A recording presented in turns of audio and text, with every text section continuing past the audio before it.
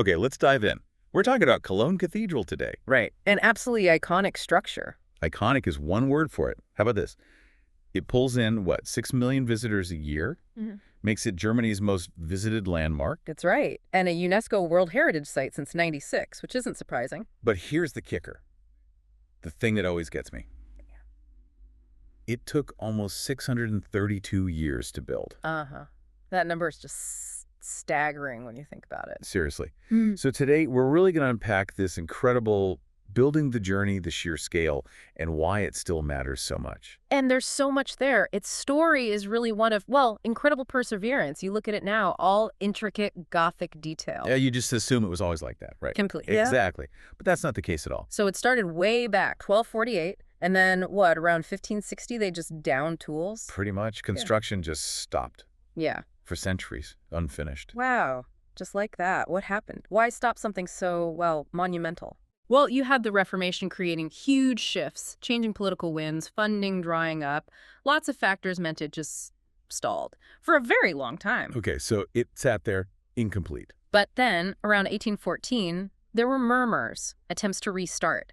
It took until the 1840s to really get the funding sorted, and here's the amazing part. Go on. They decided to finish it, finally completing it in 1880, but not just finish it any old how. They committed to following the original medieval plans from the 13th century. Wait, the actual 13th century blueprints? They still had them. Astonishingly, yes, they'd been preserved. So this vision from the 1200s was finally realized in the late 1800s. That is mind-blowing, actually. A 13th century idea finished in the 19th. And the result, I mean, it's huge. Oh, absolutely. A giant. It stands 157 meters tall. Which makes it the tallest twin-spired church anywhere in the world, right? Correct. And the second tallest church in Europe. Overall, only Ulm Minster is higher. Third tallest church of any kind globally. The scale is immense. You really feel it when you're there, I imagine.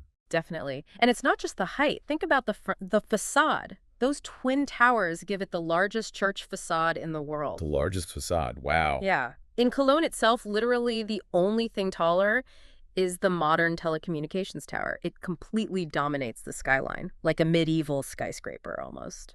So, okay, we've got the incredible timeline, the massive scale. But why?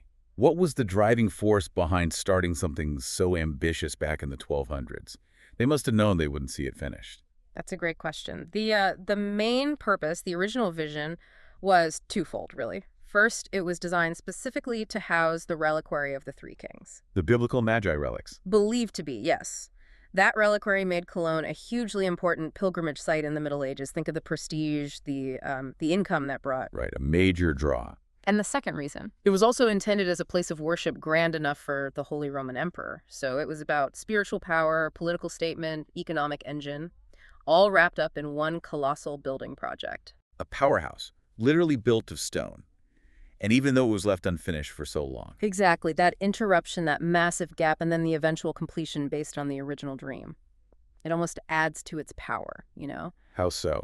Well, UNESCO calls it a masterpiece of exceptional intrinsic value, but also, crucially, a powerful testimony to the strength and persistence of Christian belief in medieval and modern Europe.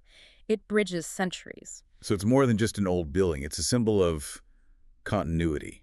Of sticking with something huge. Precisely. It represents this kind of intergenerational commitment of faith, not just religious, but faith in a grand design that spanned lifetimes, centuries even. That's a really interesting way to put it. It challenges how we think about projects today, doesn't it? Absolutely. Our timelines are usually years, maybe a decade. This was centuries.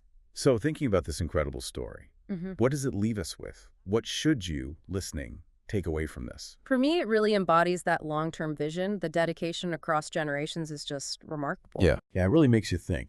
Consider the sheer human ambition needed to start something in the 13th century, knowing it wouldn't be finished until the 19th. What does this 632-year journey of Cologne Cathedral tell us, really, about human intention, about community resilience, and maybe about the power of a single persistent idea reaching across such vast stretches of time? Kind of makes you wonder, what projects could we start today if we thought in centuries, not just years?